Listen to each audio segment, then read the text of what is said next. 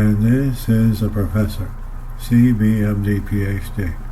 And today's Friday, March 11, 2016. It is 2:45 and 9 seconds p.m. Eastern Standard Time.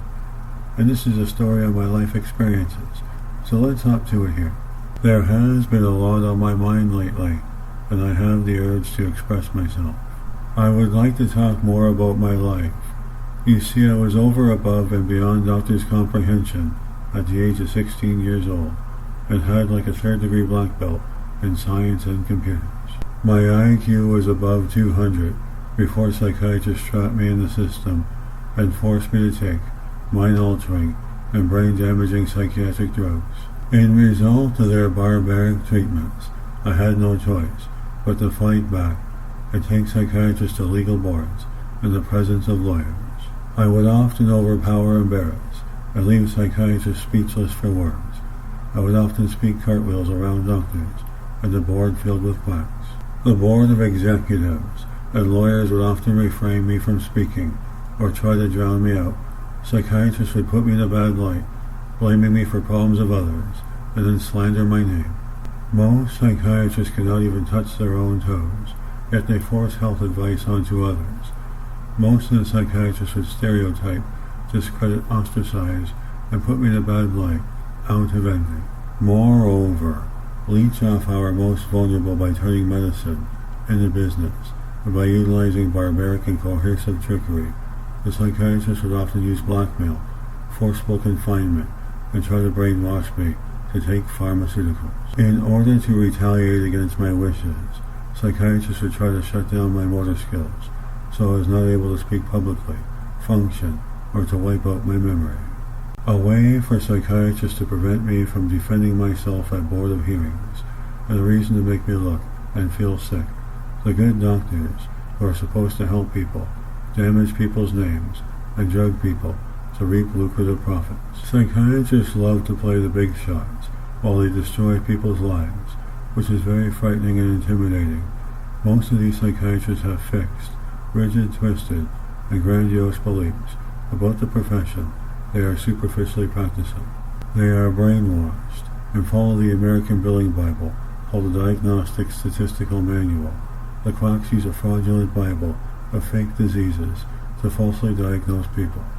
The DSM is a fabricated book of diseases psychiatrists and pharmaceutical companies created to reap large profits and make a profitable business by defrauding the public.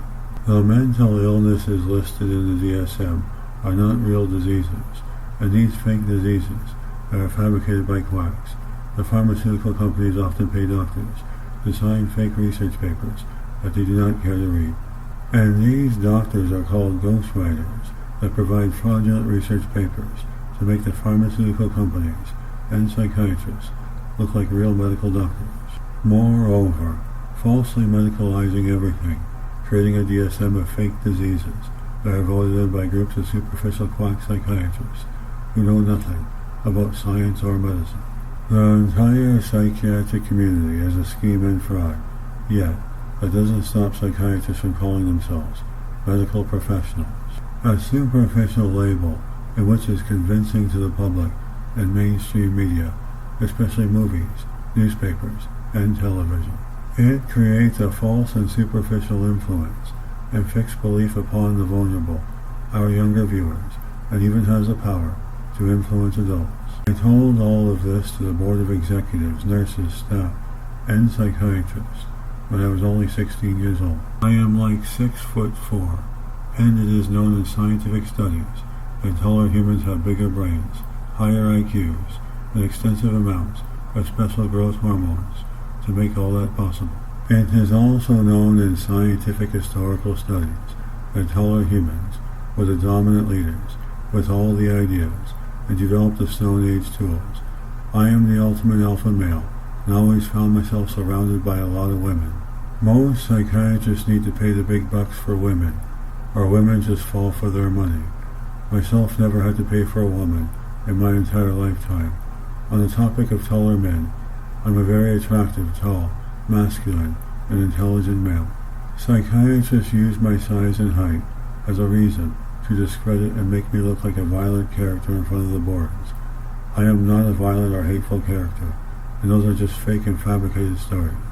The psychiatrists love to utilize their coercive defaming tactics as a reason to retaliate and a way to make me look bad.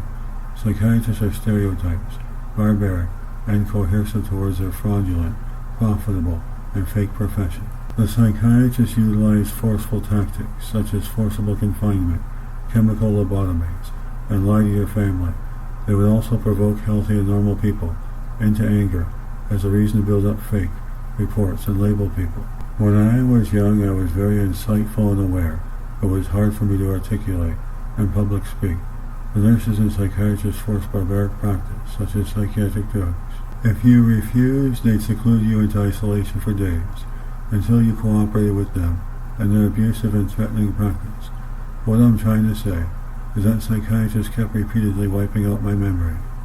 It took me a long time to recover from all the psychological harassment and physical damage, a fake diagnosis they fabricated to easily defraud the public, only to create lucrative profits to provide for their multi-million-dollar homes. Furthermore, quacks sit on a lazy man's chair prescribing drugs, while legit citizens are out working real jobs and making an honest living.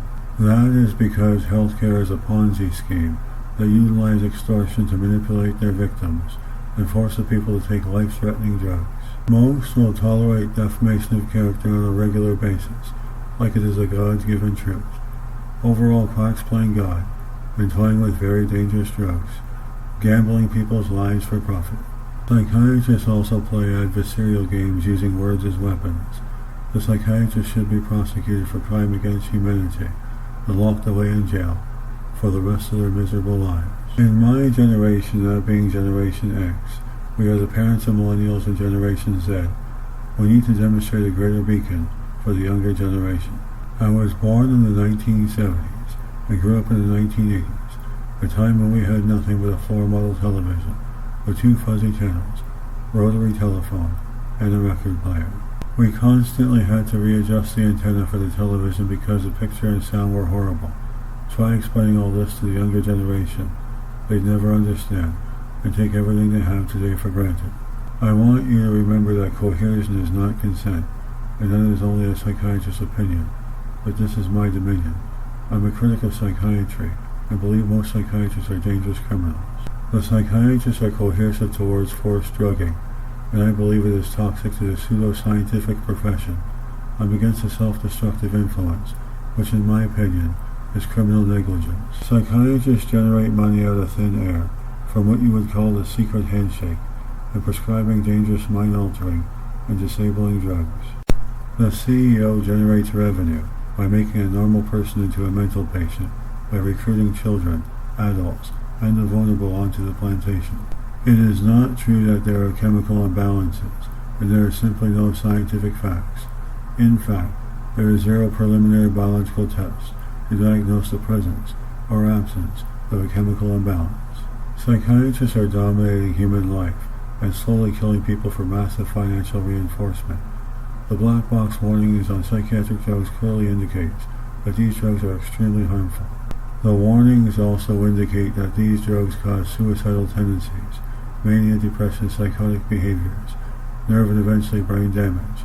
It is clearly scientific fact that these drugs cause premature aging, leading to premature death.